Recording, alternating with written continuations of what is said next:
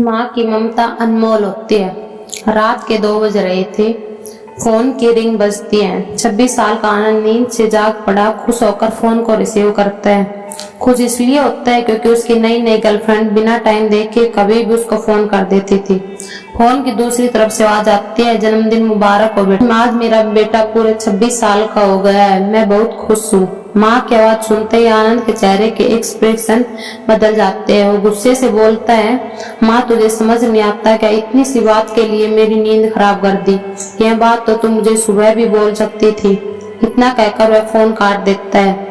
थोड़ी देर बाद फिर से फोन की रिंग बजती है। आनंद फिर से फोन उठाता है और इस बार फोन पर पापा होते हैं। आनंद इस बार आराम से बात करता है, थैंक यू पापा, आपने मुझे बर्थडे विश करने के लिए फोन किया, वो भी इतनी रात को। पापा कहते हैं, नहीं बेटा, मैंने तुम्हें मुबारकबाद देने के लिए नहीं बल्कि ये बताने के लिए फोन किया है कि तुम्हारी माँ बिल्कुल पागल है। वो इतनी पागल है कि पिछले 1 महीने से मुझे हर दिन तेरा बर्थडे याद दिलाते आ रही है। वो इतनी पागल है कि तू हमसे सैकड़ों किलोमीटर दूर है, फिर भी उसने यहाँ पर खुद अपने हाथों से तेरे लिए केक बनाया है। ऊपर से ये जिद कर बैठी है कि जब तक तुझे विश नहीं कर देती तब तक खुद खाना न खाएगी न मुझे खाने देगी। आनंद सब ध्यान से सुन रहा था और उसे ये महसूस भी हो रहा था कि उसने अपनी माँ को फॉर ग्रांटेड ले लिया था।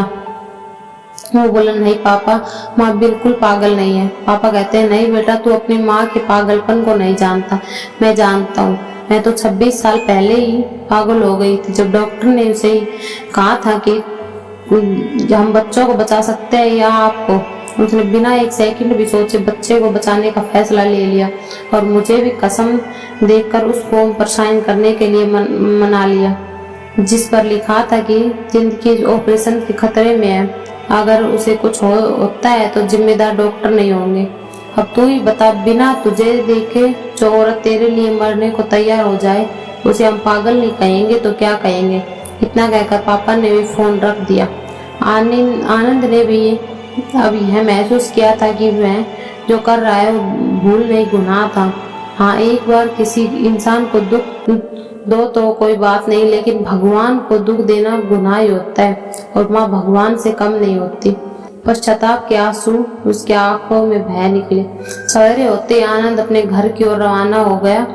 अपने माँ बाप से माफी मांगने के लिए घर पहुँचते ही उसने पहले माँ से माफी मांगी जिसने उसे गले लगा लिया।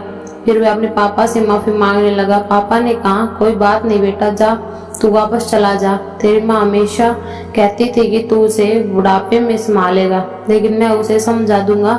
जैसे आज तक मैं उसे संभालते आया हूँ वैसे ही आगे भी मैं उसका ख्याल रखूंगा। उसे भी यह समझ लेना चाहिए, जो बेटा उसके एक फोन करने से परेशान हो जाए वह उसे उम्र भर क्या संभालेगा। बाप की ऐसी कड़वी बातें सुन आनंद की आंखें बहने लगी।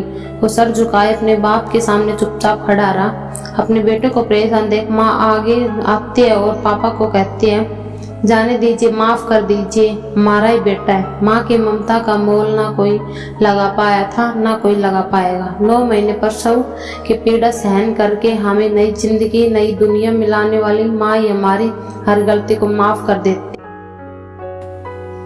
प्लीज दोस्तों, सब्सक्राइब माई चैनल।